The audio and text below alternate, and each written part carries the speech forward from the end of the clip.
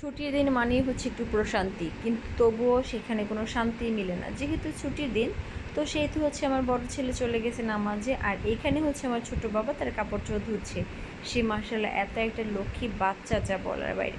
তো এখানে আজকে মোটামুটি মানে ছুটির দিন হচ্ছে খাওয়া দাওয়া আনন্দ সব দিকে মিলে আর কি। তো সকাল থেকে শুরু হয়েছে আমাদের ঘরে রান্না বান্না হাবিজাবি টুকটাক, তো যে যার যার মতো কাজে ব্যস্ত। আর হচ্ছে যেহেতু আমরা প্রত্যেকটা হলিডেসে প্রত্যেকটা ছুটির দিনে আমরা মানে ঘর দরজায় আছে আর টোটাল পরিষ্কার করতেই হয়। তো আমার সেখান থেকে আমাদের পাখিটা বাদ যাবে, কারণ এটা হচ্ছে দুইটি আমার খুব পছন্দের পাখি, আমি ওদের খুব ভালোবাসি, যদিও ওরা আমার খুবই আদর। আর এখানে এতটা ময়লা জমে আছে, তো সেই হিসেবে আমি বলছি পরিষ্কার করি, অন্যদিন তো সময় পাই না, বাচ্চাদের স্কুল, নিজের টেনশন বা ছোটো বাচ্চা, তো এই হাবিজাবি সংসার অনেক অশান্তি লেগেই থাকে, কাজ কাম হচ্ছে মেন অশান্তি। যাই হোক, আমি এখন চলে যাব যে টুকটাক যা যা আমার ওইগুলো কাজগুলি করাতে আর কি। তো এইখানে হচ্ছে আমাদের কাজের মহিলা আমাদের ঘরটা সব ঝাড়ুটাও দিচ্ছি, আর আমি যতটুকু পারছি ততটুকু গুছায় রাখতেছি।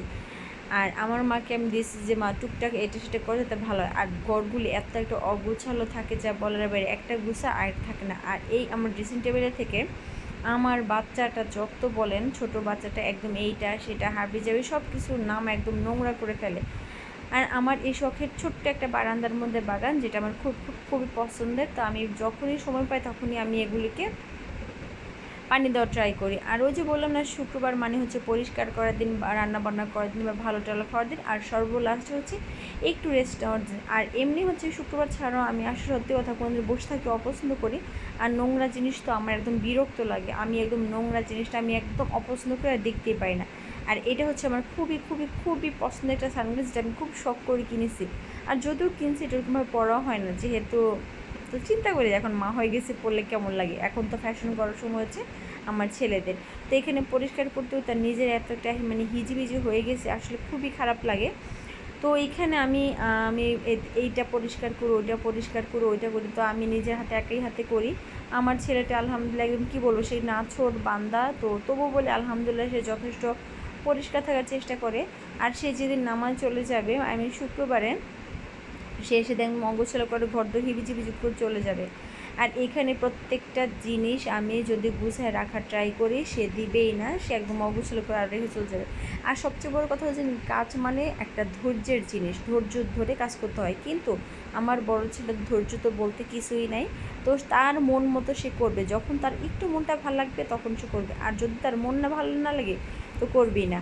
আর এই হচ্ছে আমার ছেলের ছোট্ট একটা সংসার, যেখানে রান্না বান্না দাওয়া খাওয়া কোনো কিছুই না, জাস্ট এই সংসারটা হচ্ছে আমার ছেলে শুধু পড়ার সংসার। সে শুধু আলহামদুলিল্লাহ যতক্ষণ সময় পায় তখনই পড়বে। আর যেহেতু আমাদের বাসায় মোটামুটি বাচ্চা, আমার ছেলে আমার ভাইয়ের ছেলে ওকে পড়তেই দেয় না, তো সেই জন্য আর কি আমার এই ফ্ল্যাটটা নেওয়া। আমার মা আমাকে গিফট করছে এই ফ্ল্যাটটা, মানে গিফট বলতে কি, মানে আমি থাকি আর কি। আর এইখানে এই দেখেন আপনারা, এইগুলি মানে শুক্রবার বাদে তো অন্য সময় তো ধরা হয় না বা মোছা পরিষ্কার করা হয় না। তো চিন্তা করি আসলে যেখানে হাত দেয় সেখানে ময়লা আর ময়লা। তো একবার চিন্তা করতেছি যে আমার বাচ্চারা এখন খাতে চলে আসবে, তো সেই আমার একদম সুন্দর তাড়াতাড়ি পরিষ্কার করতে হবে।